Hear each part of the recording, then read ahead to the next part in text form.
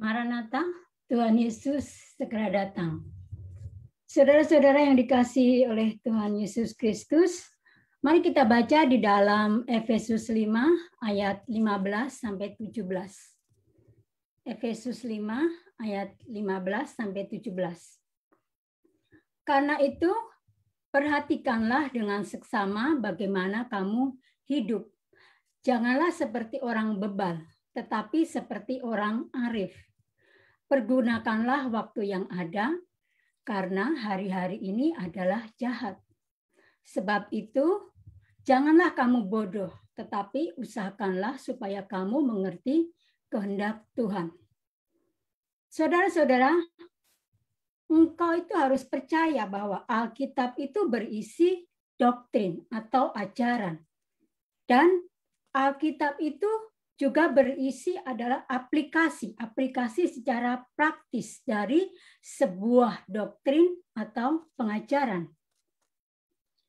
Saya ingin hari ini kita belajar tentang aplikasi praktis dari Alkitab yang mana saya mengambil dari surat Paulus untuk jemaat di Efesus.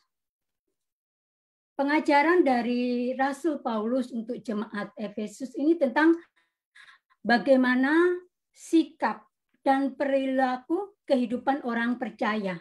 Dan dengan kita belajar tentang bagaimana kehidupan orang percaya, kita bisa mengaplikasikan pengajaran tentang kehidupan orang percaya di dalam kehidupan kita maksudnya.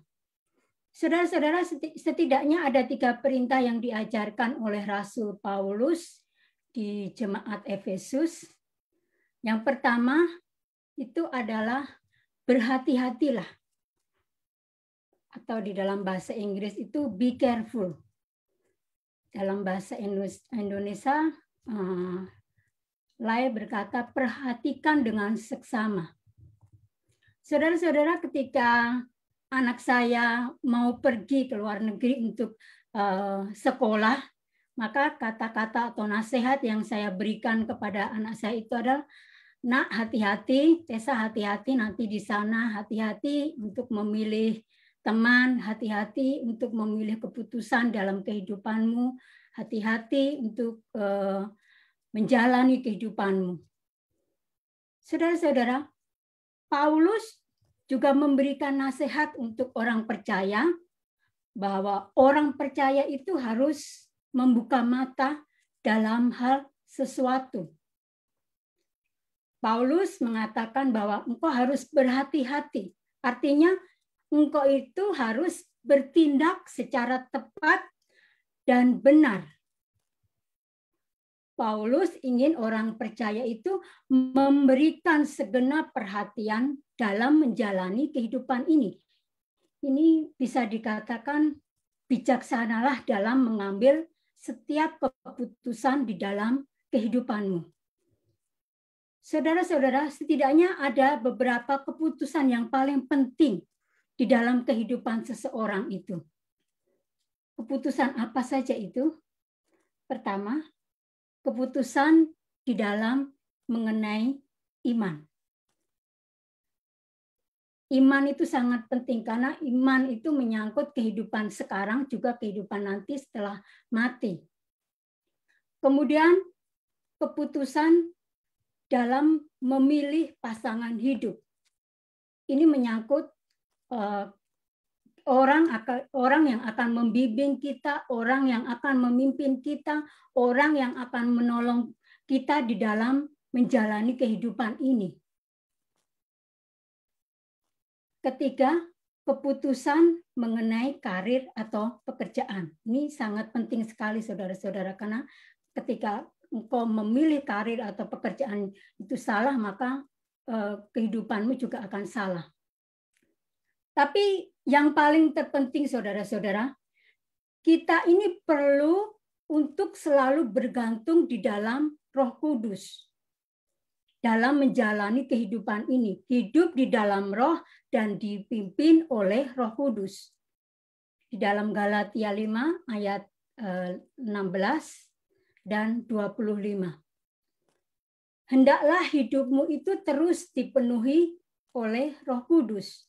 hendaklah hidupmu itu terus dipimpin oleh Roh Kudus, dan hendaklah hidupmu itu terus berjalan di dalam Roh Kudus. Artinya apa? Artinya di dalam setiap momen atau kesempatan di dalam kehidupan kita ini, izinkanlah Roh Kudus itu untuk menuntun di dalam kehidupanmu, di dalam pelayananmu.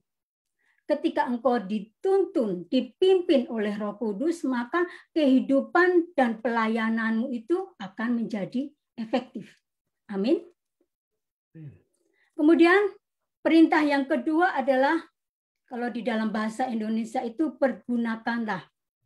Kalau di dalam bahasa Inggris itu redeem. Dan di dalam bahasa Yunani, Textus Receptus, exagorazo. Saudara-saudara, kata redeem itu juga berarti tidak menyia-nyiakan. Tidak membuang percuma, tetapi menikmati bagian-bagian terbaik. Kalau kata di dalam bahasa Yunani itu exagorazo, itu artinya begini, di pasar hewan, pengusaha terbaik itu berusaha untuk memilih ternak terbaik untuk dibelinya. Saudara-saudara, Paulus menggunakan kata exagorazo itu di beberapa suratnya, antara lain di dalam Galatia 3 ayat 13, Galatia 4 ayat 5, Efesus 5 ayat 16, Kolose 4 ayat 5, dan di dalam Perjanjian Lama itu ada satu kitab yang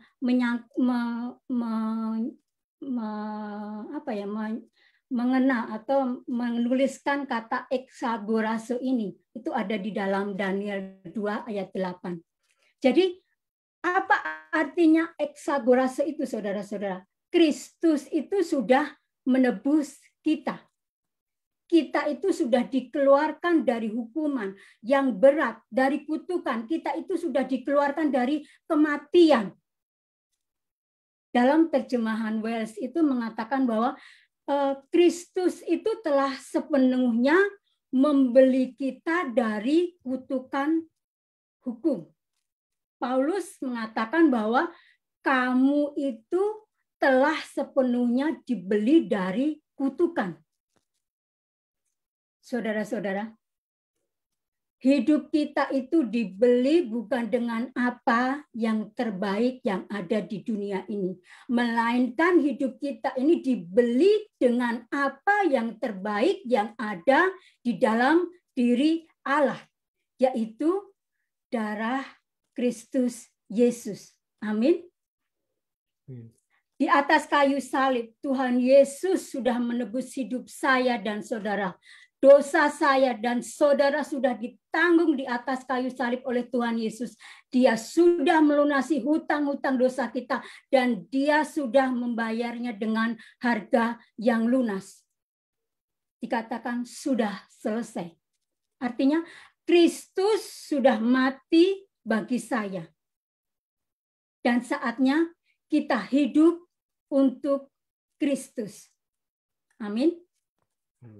Artinya saudara-saudara, pergunakan waktumu itu dengan benar. Dalam hal ini, investasikan waktumu untuk kebenaran. Apa itu kebenaran? Yesus itu adalah kebenaran. Firman Tuhan, Theopneustos itu adalah kebenaran. Sound doctrine itu adalah kebenaran. Berjalanlah di dalam kebenaran. Hidup di dalam kebenaran. Berjuang untuk kebenaran. Dan ketika kita kembali kepada Bapa, maka kebenaran itu yang kita bawa. Amin. Kemudian perintah yang ketiga adalah mengerti kehendak Allah di dalam kehidupanmu. Saudara-saudara, saya percaya bahwa setiap kita ini dipilih oleh Tuhan untuk berkontribusi di dalam kerajaan Allah. Setiap saya dan saudara itu harus tahu bahwa Allah itu mempunyai visi dalam kehidupan saudara, agar rencana dan kehendak Allah itu dinyatakan di dalam kehidupanmu. Amin. Jadi kalau engkau belum tahu kehendak Allah di dalam kehidupanmu, yang harus engkau lakukan itu adalah berdoa. Mohon hikmat kepada Tuhan. Apa yang Tuhan kehendaki dalam kehidupanmu? Engkau harus mencari Tuhan dengan sungguh-sungguh. Artinya engkau harus belajar. Engkau harus mau diajar sound doctrine, pengajaran yang sehat, pengajaran yang benar, pengajaran yang tidak korup. Maka Tuhan itu akan menyingkapkan kebenaran di dalam kehidupanmu. Semakin engkau menyelidiki dan semakin engkau menggali firman Tuhan, maka engkau akan menemukan rencana dan kehendak Tuhan di dalam kehidupanmu. Saudara-saudara, di dalam menjalani kehidupan ini banyak sekali peristiwa, banyak sekali pengalaman yang berharga yang engkau akan temui. Dan pengalaman serta peristiwa-peristiwa yang berharga itu akan membuat engkau untuk mengerti kehendak Tuhan di dalam kehidupanmu. Amin.